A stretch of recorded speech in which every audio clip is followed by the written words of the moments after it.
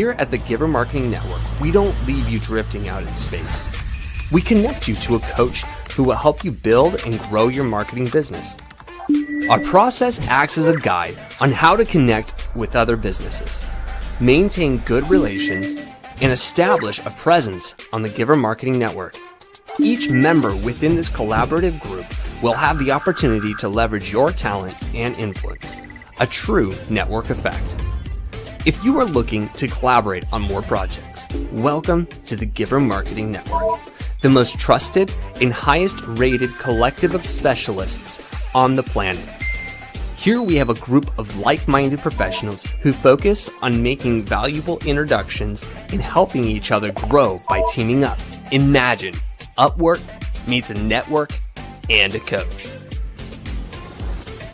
The talent collectively includes services like visibility and SEO, creating logos, designing websites, managing social media, outreach messaging, visual storytelling, and much more. Think of what you could do with laser-focused allies strengthening your business while offering your talents to the entire network.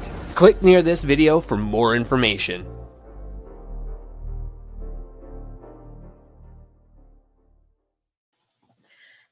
Hello, and welcome to another episode of Giver Marketing Network's Tuesday Marketing Broadcast. This is exciting stuff because why? We have Mark in the house today. Hey, Mark. I'm excited to have you. Hey, how are you? Well, so everybody out there, we're blasting out to all sorts of interesting places. We're partners with a lot of different organizations, and we love to partner. So if you would love to have us broadcast to your location, let us know so we can do that. Big shout out to, oh my goodness, we've got Kingdom Warriors. We've got Warrior Networking. We've got so many different organizations out there. We're blasting this to, Mark, and I'm so happy to have you here so we can share your knowledge and expertise. So for those who haven't met you yet, Mark, did you just wake up one day and be like, I'm going to be the most amazing marketing guru ever? Or how did you get started with this?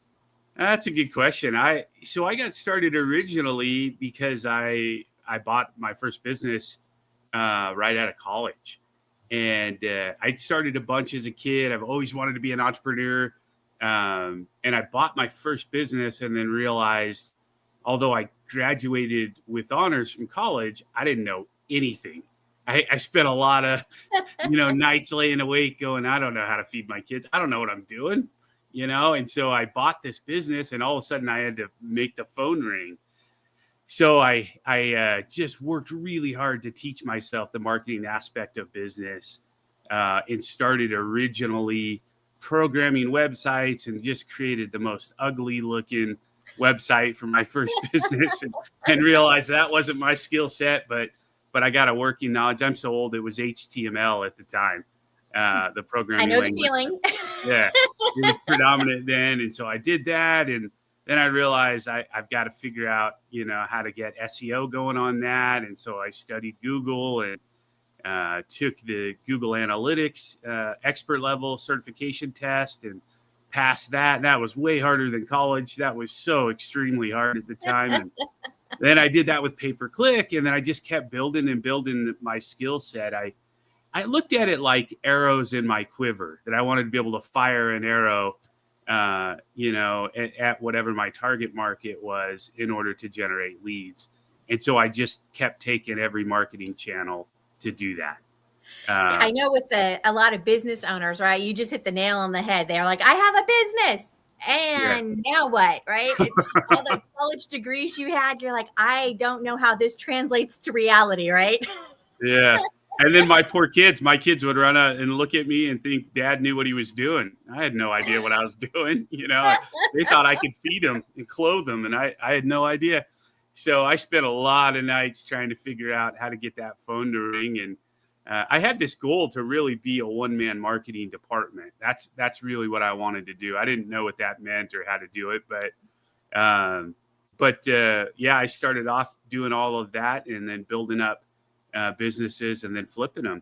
And I did that with several and learning new strategies. Of course, at that time, it was billboards, it was radio ads, it was TV ads, it was direct mailing was big.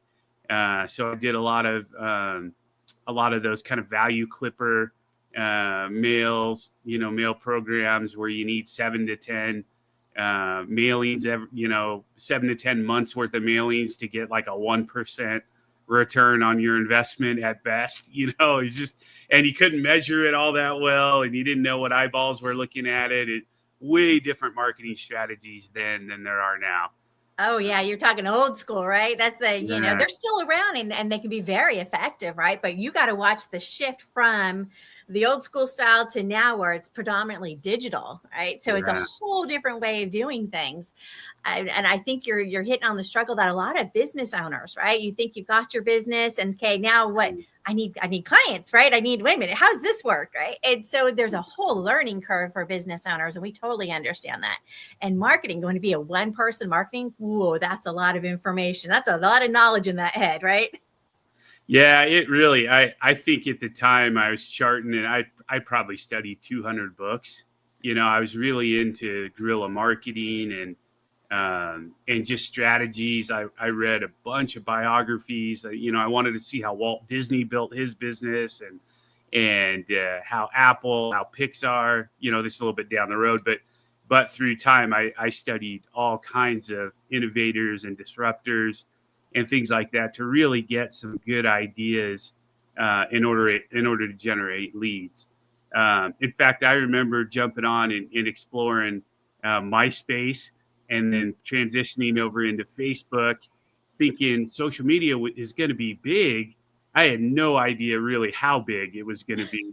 I just liked how different and new and innovative it was, and I logged onto Facebook, created an account, and I don't think at the time I could find 5 other people I knew on Facebook. So I shelved it for a while because the value was in the interconnection, right? And there just wasn't a lot of people using it at the time. Inadvertently, I was an early adopter.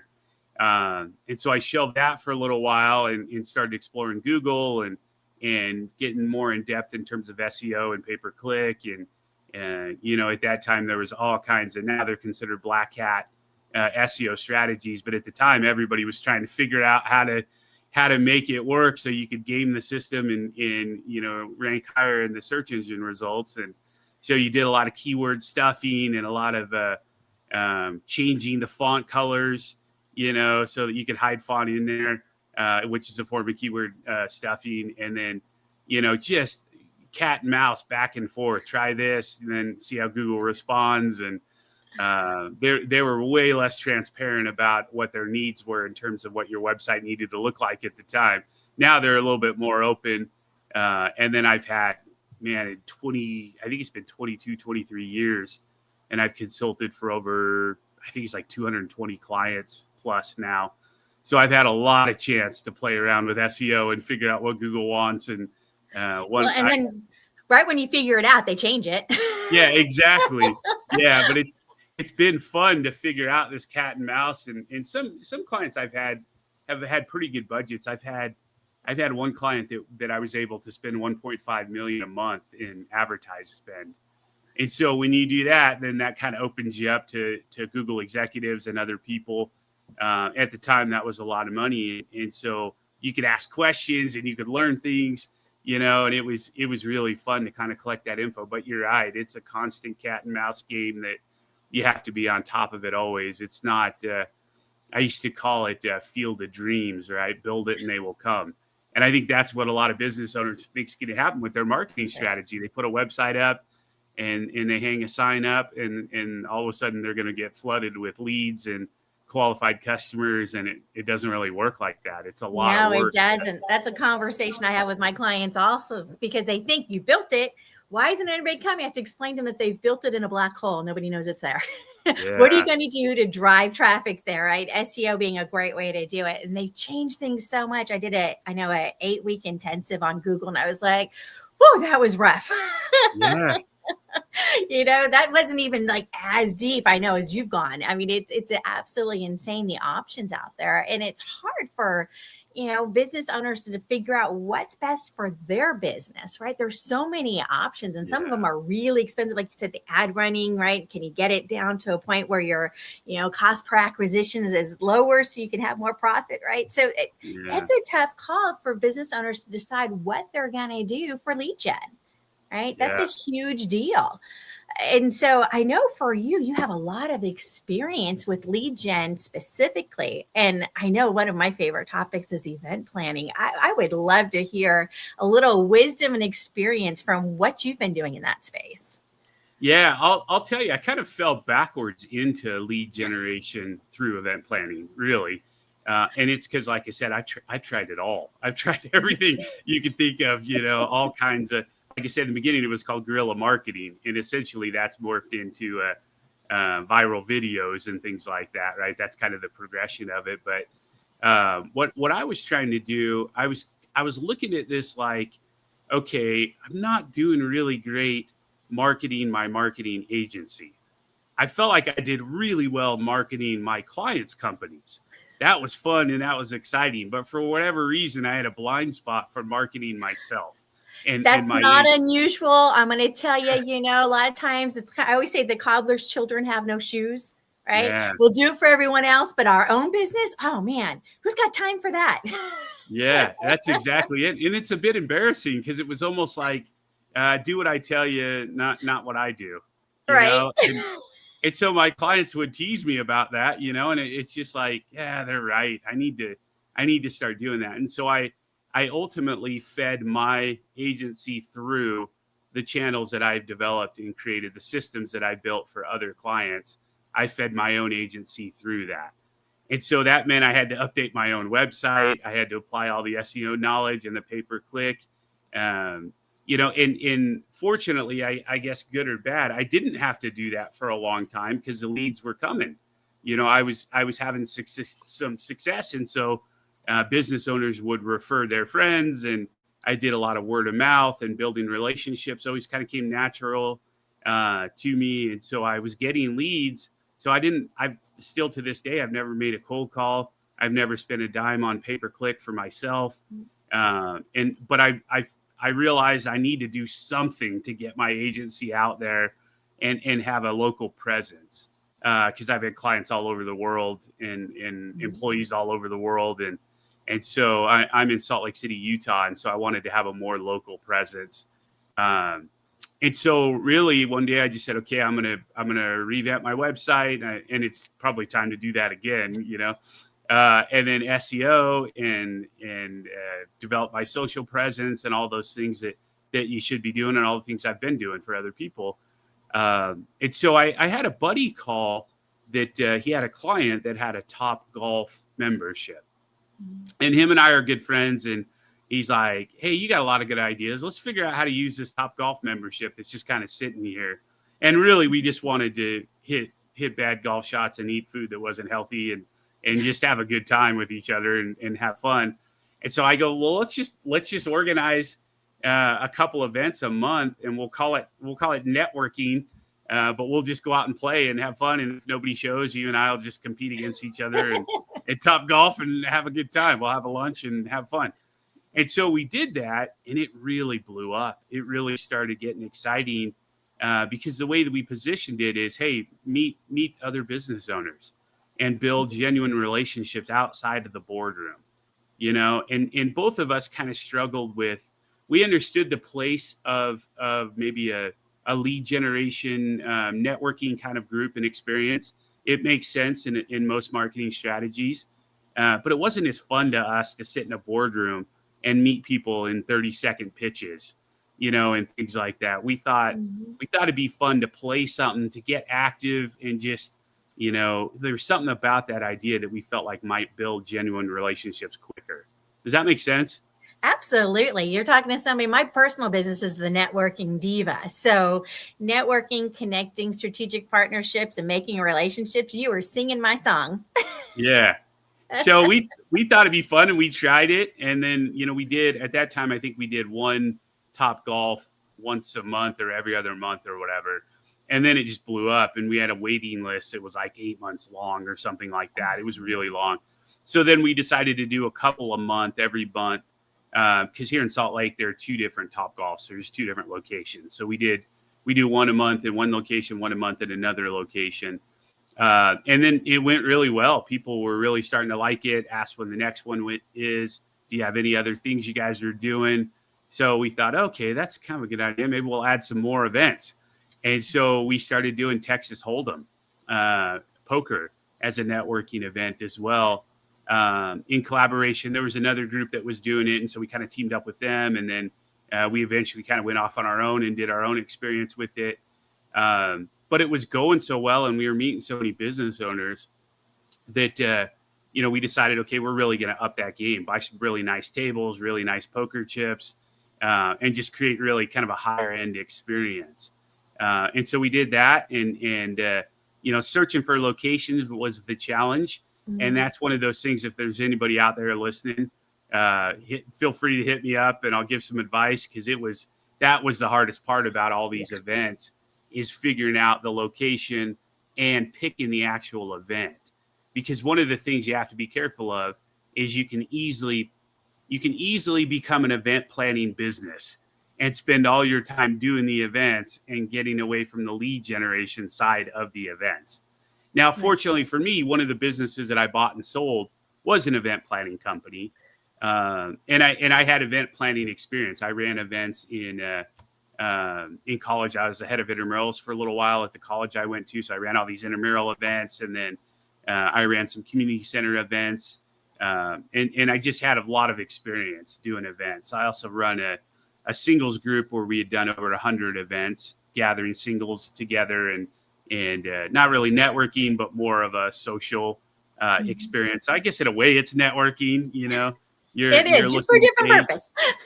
Yeah. So we did a whole bunch of events that way too. And so I realized quickly I didn't want to do events that were like big scale galas and weddings and, stuff that had a bunch of moving pieces, because I'd already bought and sold the event planning business. I didn't want to be an event planner. So I went into that kicking and screaming.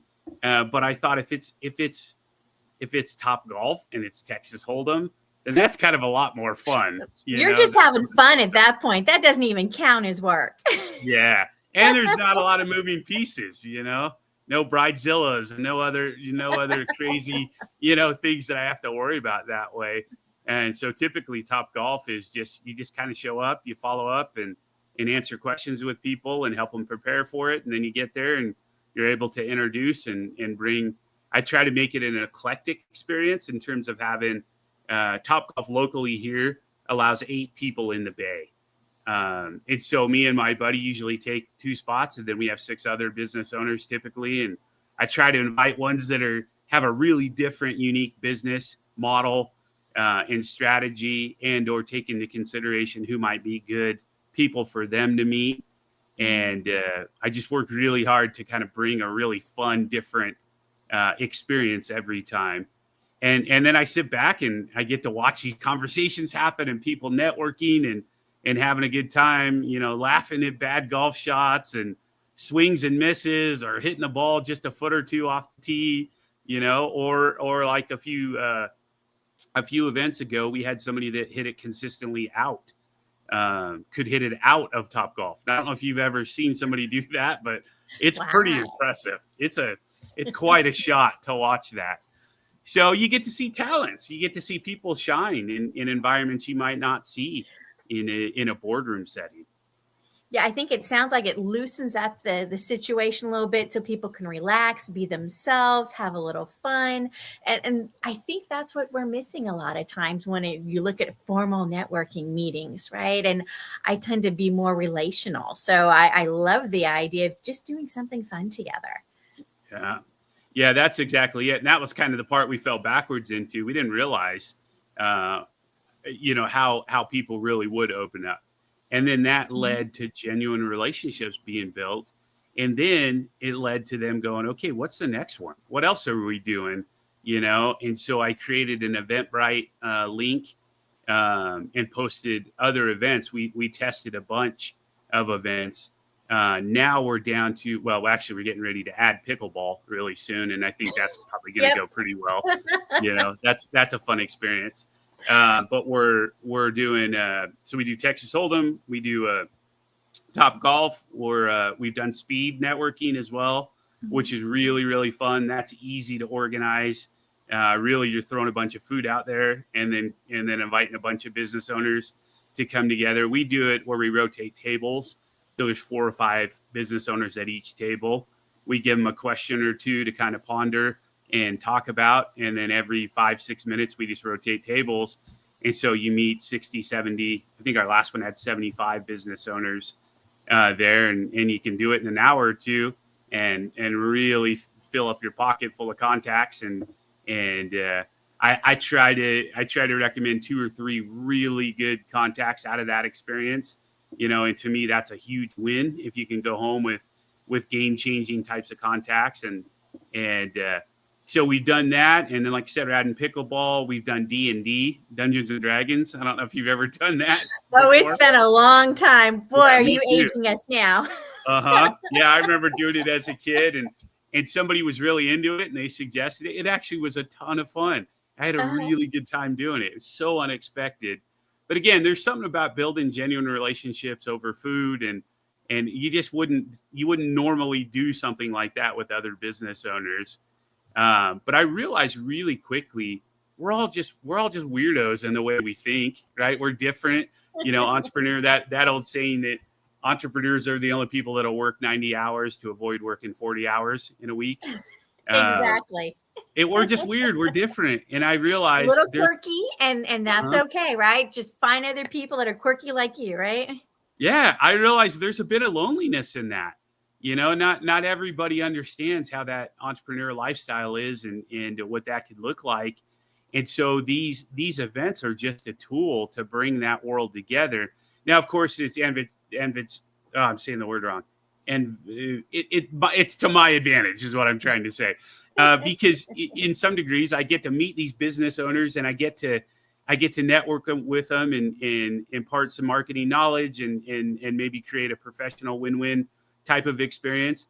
But really, it's just a lot of fun.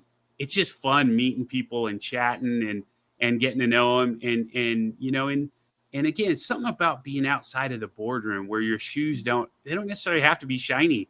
You don't have to, put your best foot forward in the sense that you have to act like everything is perfect with your business. It really breaks down these types of conversations where, which kind of, I should mention this, it leads me into the other event that we started doing, which was an entrepreneur support group, a group that we call Junto that brings business owners together in a collaborative resource sharing atmosphere and environment. And that's really blown up. And that's what I learned about, you get in those meetings and you don't have to have your shoe shiny. You can say things like, I'm struggling. I don't know if I'm going to make payroll. I don't know what I'm doing. The room's full of what we call seasoned, really experienced business owners. Typically, they own 2 or 3 different businesses. They've been around for a while. They're well connected. Everybody in that room's gone through payroll, cash flow struggles. Everybody's made mistakes, invested in the wrong marketing strategy, or bought software they thought was going to be the game changer for their business model, and they couldn't implement it, or it didn't deliver like the sales rep promised, or whatever those challenges are. Everybody's faced them. We just create an atmosphere and cultivate relationships that allow people to feel safe and secure in expressing those challenges. I love that, Mark. Oh my goodness. I love that because you're right. Entrepreneurs need a safe space where they can ask questions. Somebody who's been there or done that and offer that advice. I love that environment you've created. Yeah, it's been a lot of fun. And so and it leaves room for trying other events. I had somebody reach out fairly recently. We're still kind of working out the details, but he owns a really high-end race car track, but remote controlled, really nice high-end cars. And he wants to have races, and have business owners come in and race. And I thought that's kind of funny. I think people would probably do it, and it only takes 5 to 10 business owners to be interested in it. And then again, you have your eclectic little group of maybe they share a passion. Maybe they had an RC car growing up, and it kind of brings out the kid in them, and they can connect over something like that. So it's provided a lot of flexibility in order to try other events. We did Frisbee golf as well. And that was a nice little group, and people seem to like that too. So there's lots of room for flexibility if you choose the right events and you have a good promotional strategy, just like anything else, to spread the word. I love that. And I'm thinking as we're talking, right? A lot of times business owners, okay, I need lead generation. Okay, I'm going to go to a networking event, even if it's a really cool networking event. And then they meet people, and then they're like stuck because they're not quite sure what to do after that. Yeah. Right? Okay, I met people, they were really nice. I have cards. Now what do I do? Right. And so I think that would be a great place for us to maybe offer some advice to some of the business owners that are like, okay, I met people. Now what? Yeah. And that's as the organizer, that's kind of what I spend my time doing during the event is pulling people together, saying things like, oh, what I like about this person specifically is this. I think you might like that too. Here, come meet Dave, or come meet Bob, or whatever. He's in a similar field as you. You guys have a lot in common, and bringing these people together. I kind of serve as that kind of floater, uniter kind of role. The liaison that brings people together. I know that feeling. Yeah. And so that's my role in it, which is fun to me. I enjoy it.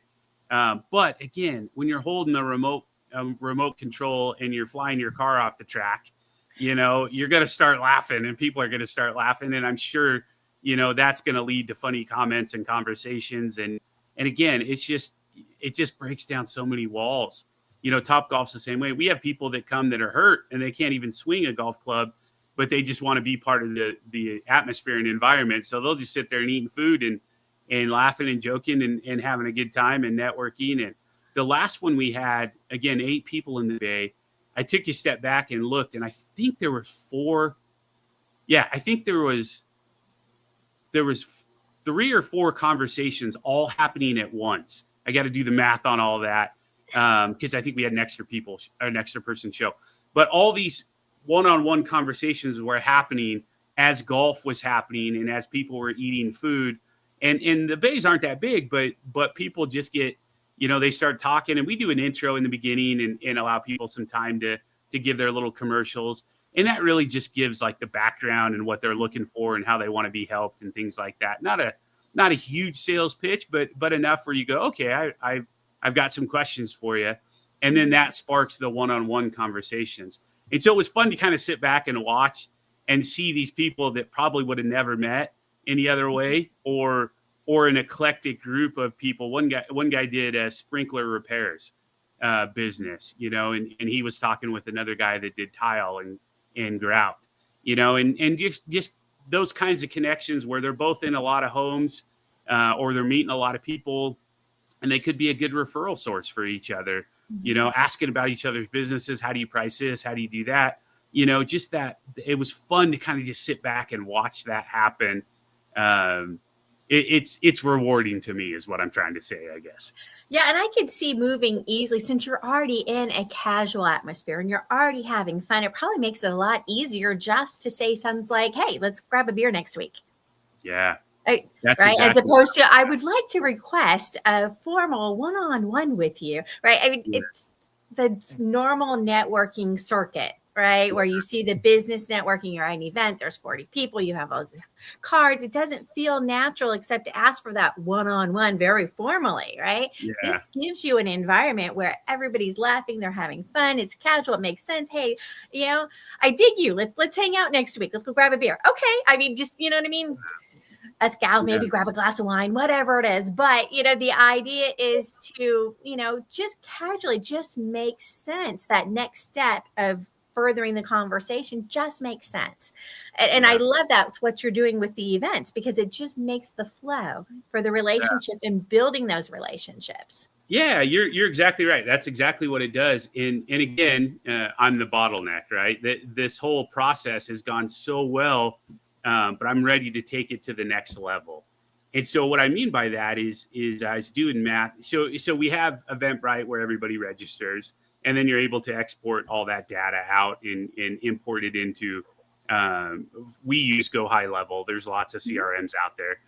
But Go High Level's been very beneficial. And I know you and I talked about we use Go High your Level. expertise.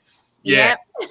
And so I'm getting ready to do that, extract that so that I can set up a real drip campaign.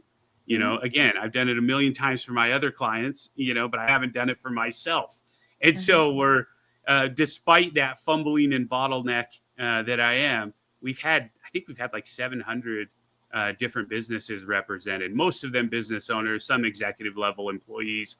But we've hit 700 in a year and a half, and literally no pay-per-click, no SEO, nothing. I just put a website up like 2 months ago.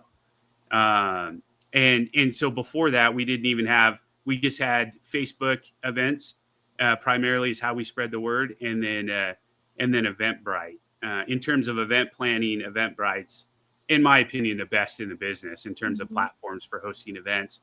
And so all the information's there. I used to just write everything gruelingly, wordsmithing everything, which was a weakness of mine as well.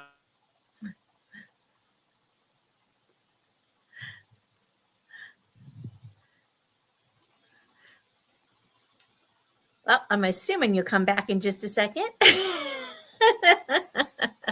I've used Eventbrite also. So I know Eventbrite is a great way to get the word out and make it very straightforward to put that information in an easily accessible manner.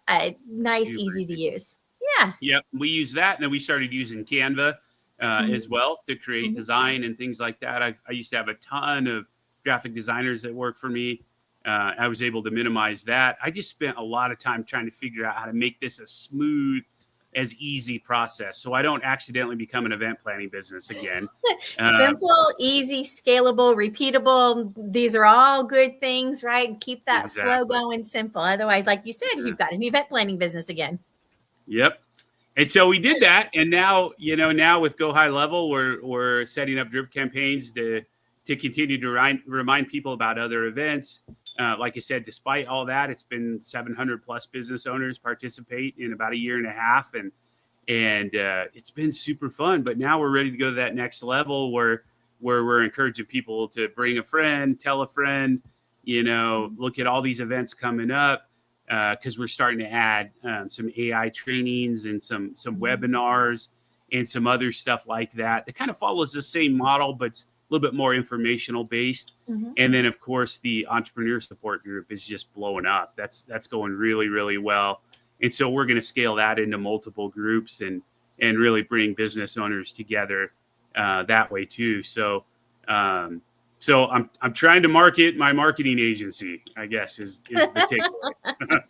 Well, really, when you start with organic relationships, right? When you start with really building those relationships, you've had an opportunity to interact with them at an event. You have an opportunity to build that trust, right? When they say to somebody, hey, come join us. I had a great time last week. Come hang out with us, right? They're like, oh, okay, right? So now you've grown organically over and over again. You really start building that trust and relationship with your community. And there's something to be said about that in-person area, right? I started out as the DFW networking diva, and then over, shutdowns and everything, we ended up going more global. So I've got clients all over the world now. So it's the networking diva. Because if you leave Dallas, people are like, what's DFW? Yeah. But there's something to be said about in-person local networking and building your community around there, right? Yeah. Yeah. And I would add to that, everything you said, I agree with. I would add, this isn't just limited to marketers. I know we've got a mix out there. Listening of business owners and marketers. If business owners want to do that and or marketers, just reach out. I'd love to give some advice, and hopefully you can avoid some of the pitfalls that I've had in doing it. But it's a fun way to meet people and just build those relationships like you talk about. As a business owner, leads can come from that. Also opportunities to serve on boards, to give back to charity, to collaborate, to share resources. I mean, there's all kinds of benefits to building these genuine relationships. And I think the key really is having the desire to want to do that and bring people together, but also to focus on the genuine side of the relationships. The leads will come, the business will come. Nobody wants to be sold to. Nobody wants to be, tricked into an MLM presentation or something like that. Just come have fun. There's zero expectations. Bring some cards. Maybe you're an electronic card guy. Get that all in order. Whatever that is. Be ready to share your info. But just come have fun and relax a little bit, and meet people in a genuine different way. And if you approach it that way, there's a ton of success that can come from it. If you're going in there trying to beat up people for leads and things like that, it's probably not going to go very well. And maybe that style is better suited for a chamber event or a lead generation specific event. And I would caution strongly against that approach in terms of if this is your goal. And so because we followed that model, it's just gone super well. And now it's just, okay, what other events can we add? How can we scale it? How can we take it to the next level? And really just make more excuses. We always, to have more fun, right? We always say it's networking first. So the actual event, and this is the other thing that I would caution against, is don't make it about the perfect Texas Hold'em experience. It's the networking first, right? And so don't worry about having high-end dealers and having an exact blind schedule that's that forces people or jumping all over people that don't know the rules of Texas Hold'em. We actually had two times ago, the person that won had never played Texas Hold'em before at all. So I created these, and I'm happy to share them if anybody wants to see. I created these little placemats where it tells you the hand value and the, what the chips are worth and different strategies and terminology and things like that. Laminated those, and I hand them out, and some people refer to them the whole time. Some people never look at them, but the excuse is Texas Hold'em. You don't have to know how to play. You don't have to be on your way to the World Series of Poker. You don't have to have, extreme experience in casinos. You just come play, hold the cards. The guy that won it, there was at least 4 or 5 times that I can remember. There might have been more, but I can remember him going, "Oh, all I have is this. I lost." And we go, "No, you actually won because you have that." That would be me. And he's like, "I did?" And then he's grabbing a whole bunch of chips. And all of a sudden at the end of the night, he did that enough times that he won the whole thing, And so we have prizes associated with it. And I can talk those strategies too, one-on-one, in terms of how we pick prizes and how we give things away. But don't get caught up in having the perfect event. Everybody needs to be perfect golfers. Everybody needs to, to be perfect at everything, because that's not what it's about. It's a social fun experience. Connections, socializing, getting to know people, and just kind of testing the waters, who you want to talk to deeper afterwards. I mean, I could see you having a lot of fun. And as you're talking, I can't help but think, for those businesses that, if you're heavily involved in the official networking and business networking, right? There's usually a plethora of real estate or financial advisors, right? And I'm always telling them, you actually don't really want to get your leads from an official networking. You want to be out in the community, right? Yeah. That's going to be the best bet for you, because anytime you go to an official networking event that's business networking, you're going to be one of a dozen, right? It's just, you don't really stand out. But I always ask my financial advisors, it's like, okay, so when you're out and about and you tell some of your financial advisor, people are like, what? What's that? Right? Yeah. If you're in the community, they don't know you, right? If you're at the networking group, you're like one of 500, right? I mean, go someplace where you get to be the only one, right? So these kinds of events that you're talking about are great for those, we'll say those industries that seem to be overrepresented in your standard networking events. Yeah. I could see this being a great strategy for them. Your realtors that are always trying to meet people, right? What a great opportunity, right? Financial advisors, insurance people, right? So I love what you're doing, Mark. So if somebody wants to find out more and they're like, man, I've never held an event before. I'm feeling a little nervous. How do I make this happen? Mark, are they allowed to reach out to you? Yeah, absolutely. Like I said, I'd love to help, and my goal would be for you to avoid some of the the mistakes that that I've made in the year and a half of doing this. Happy to share some ideas and collaborate, and I always feel like I can learn from everybody I chat with, and so yeah, feel free to book some time on the calendar. I'd love to Zoom or phone call, or if you're local in the Salt Lake area, we can grab some food or whatever we need to do, but yeah, I think the key, one of the keys, I know I mentioned a few keys, but in addition is really the follow-up strategy. I think that's really what takes you to the next level. And again, there's lots of tools that we could use to kind of help you along that process, or even give you ideas, and you can set things up on your own too. That's fine. But having a good CRM, having an electronic business card, having a plan for before the event, during the event, and after the event, as the organizer and as a participant. Having those systems and strategies in place makes it really easy to track and follow up and fulfill commitments that you might have made, more importantly in the meetings, in terms of those conversations that flow. And maybe you have an abundance mentality where you say, oh, I could introduce you to this person, or I could do this for you or that for you. That follow up in doing what you said you're going to do is powerful. And I know for me, I make those commitments, and then sometimes I forget I made them with every good intention. So having a good CRM and a good follow up plan is really critical to the overall success, which is then in turn going to lead to more opportunities, and then it just becomes cyclical, and then a lot more fun, and you get more bang for your buck when you approach it that way. I love that. So if you want to talk to Mark, go ahead and click that link I just dropped in the comments. It's a book of free consultation with Mark, and it's got a link to his calendar. So get on his calendar and have a conversation. Say, hey, Mark, I saw you talking on the Giver Marketing Network broadcast, the Tuesday broadcast, and I would love to have a conversation with you, right? Tell him we sent you, mention Giver, and he would love to have a conversation with you and figure out how can you use event planning to do some lead gen for your business. Because I know as a business owner, that's one of the top things, right? How do I get those leads coming in? How do I find those synergy partners? How do I, close business and keep my business open? Yeah. That's a struggle for new business owners. And, Mark, you have just poured so much knowledge and your experience into us today. I just want to say thank you. I appreciate it. It's been fun to chat.